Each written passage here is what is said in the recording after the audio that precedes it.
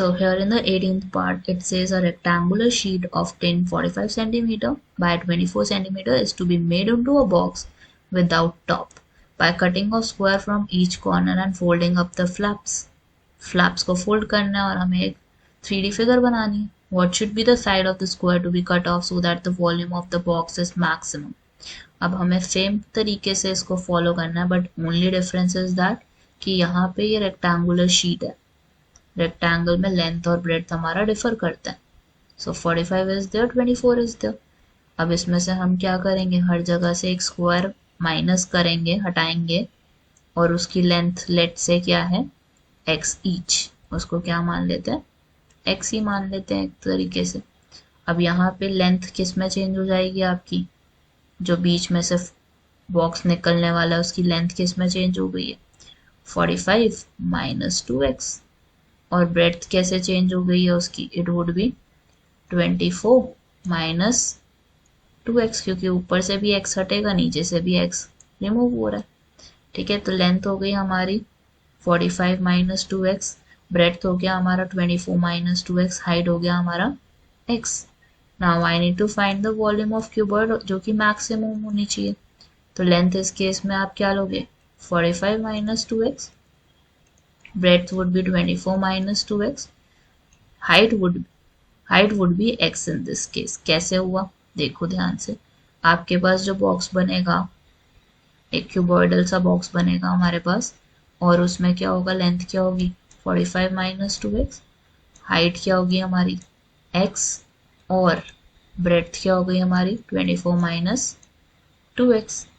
अब यहाँ पे लेंथ है हमारे पास, ब्रेड्थ है हमारे पास, हाइट ऑफ द बॉक्स है, and putting it in the value volume of cuboid Vx निकल आएगा हमारे पास, एक पॉलिनोमियल निकल आएगा आफ्टर मल्टीप्लाइंग. तो 45 को 24 से मल्टीप्लाई करो, इट वुड बी 1080. देन 45 को 2x से मल्टीप्लाई करो, माइनस 90x. 2x को 24 से मल्टीप्लाई करो, it would B 48x. This is 48x. Last value हमारी क्या हो जाएगी, 4x स्क्वायर, और x से मल्टीप्लाई करना है. So you have is 1080 minus 90x, और माइनस 48x को आप रिड्यूस कर सकते हो, it will become minus 138x plus 4x square, और x से मल्टीप्लाई करना है सब वैल्यूज को. So 1080x minus 138x square plus 4x cube would be there. This is the v value we have. अब यहाँ पे हमने क्या करना है, we need to take the first derivative of this situation, और उसको किसके इक्वल रखेंगे, 0 के. So v dash x would be 1080 minus 138 multiplied by 2 will give you 6 here, 7 here, then 2 here, 276x. 4x cube का कितना हो जाएगा, 12x square would be there. Now take 12 common from all the values. आपके पास value किस में आ जाएगी, you need to make it equal to 0 ना, तो आपका एक इक्वेशन बन जाएगा, quadratic equation.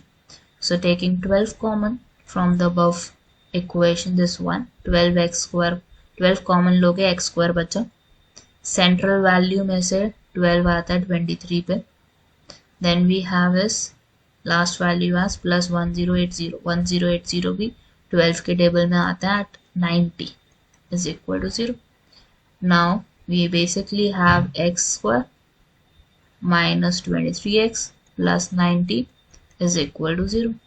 Now what you will do is you will find the value of x. कैसे निकालोगे, 90 के पेयर्स बना लो. 90 के कैसे पेयर बनाओगे, ऐसा पेयर बनाना है जिससे कि आपका माइनस 23 बन सके.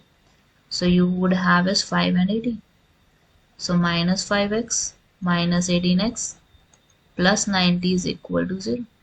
First two values में से x common लो, last two में से minus 18 common low.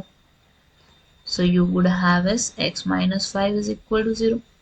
Second value you have is x minus 18 is equal to 0.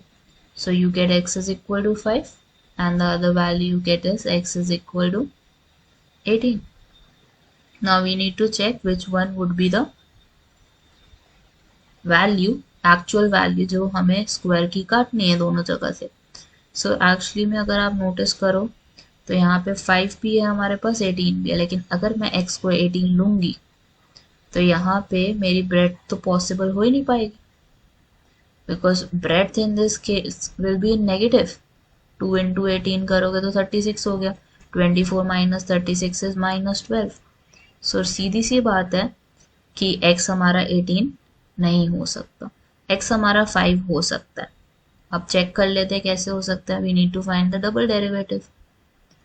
Double derivative क्या होगा v डैश x का? It would B